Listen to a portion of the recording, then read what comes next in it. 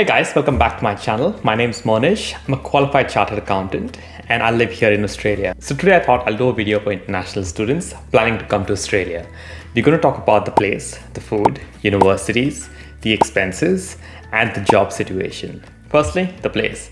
I live here in Melbourne, Australia, and let me assure you the place is absolutely beautiful. It's got some wonderful beaches. The city is fabulous. Melbourne is known as the food capital of the country, and as someone who absolutely loves different types of food, it's heaven for me. Location-wise, Melbourne is at the south, and it is closer to the South Pole, because of which most of the year is pretty cold.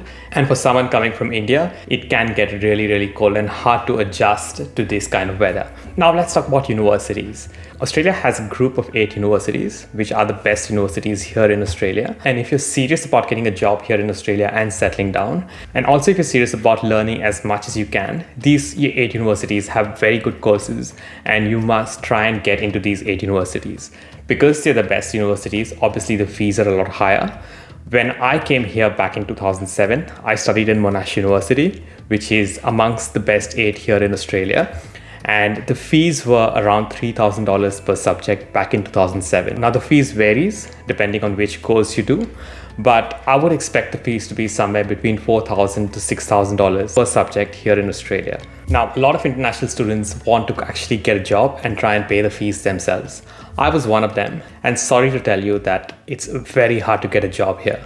And if you think about it, why should someone give you a job unless you have a certain amount of experience in a particular field?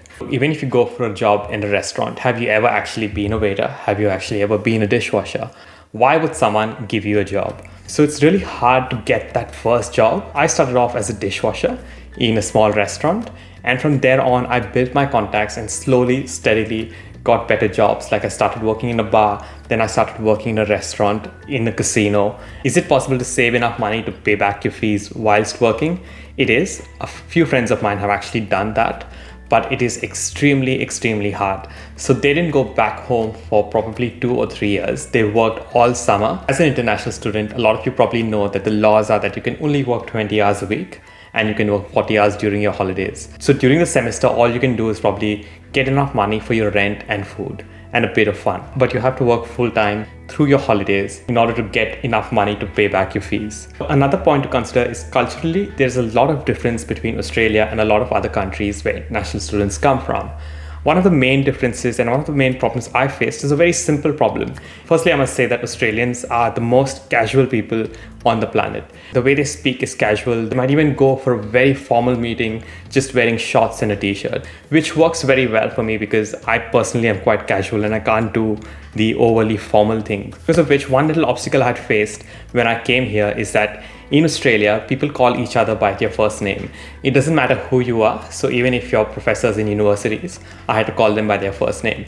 And I could not stop myself from saying sir. Growing up in India, as you know, teachers are literally like gods. And if I did had the audacity to call my teacher by their first name, I would firstly get thrown out of the class and my parents would disown me. So I decided not to do that in India. When the time actually came to do that here, I struggled to do it.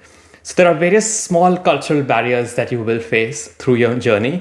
Each one's experience is different. Last bit I'd like to talk about is expenses.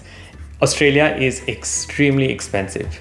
And one of the main reasons for it being so expensive is that the population is really small. Even basic things like eggs, bread, milk are very expensive as compared to what it is back at home in India. Today with the internet, there's a lot more research that you guys can do before coming here. You can actually go on to websites of restaurants and see their menus. So you get an idea as to what prices are here. If you think like they show in the movies, you'll be sitting in the best of restaurants, looking over the river, looking over the ocean, and enjoying a great meal, you're highly mistaken because of the prices of food in those restaurants are really high. Also, as I said, basic foods like milk, eggs, bread, they are really expensive. They can vary from $2 a loaf of bread to even $10 a loaf of bread. Same with eggs. Eggs range from probably around $3 to around $10 for 12 eggs, depending on the quality of the eggs. I hope I've covered enough points that might help you. If you have any more questions, please feel free to DM me on Instagram or even post comments below. As always, hope you enjoyed this video and thank you so much for your time.